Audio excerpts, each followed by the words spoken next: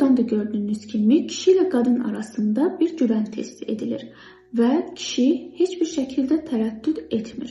Çünki onun üçün güvən o an üçün ani bir qərardır. İndi isə qadına baxaq. Qadında fərqli bir vəziyyət baş verir. O yoxlayır, yenə yoxlayır, dayanır. Yəni tərəddüd edir və şübhə hissini aşa bilmir. Çünki qadın güvəni hiss etmədən risk almır.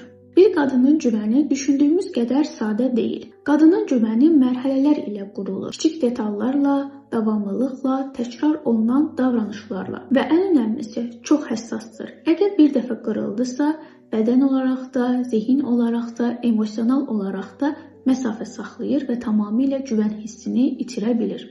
Əslində videodakı qadın geri çəkiləndə də, ayaqları müqavimət göstərəndə də bu hal istəmirəm demək deyil. Bu sadəcə özümü qoruyuram deməkdir. Qadın əgər özünü buraxa bilmirsə, problem onun cəsarətində deyil. Problem artıq onun içində qurulmuş şübhədir. Qadınlarda əsasən güvən hissi özünü bu cür göstərir. Ya səni tamamilə qəbul edər, ya da səni həyatına tam daxil etməz.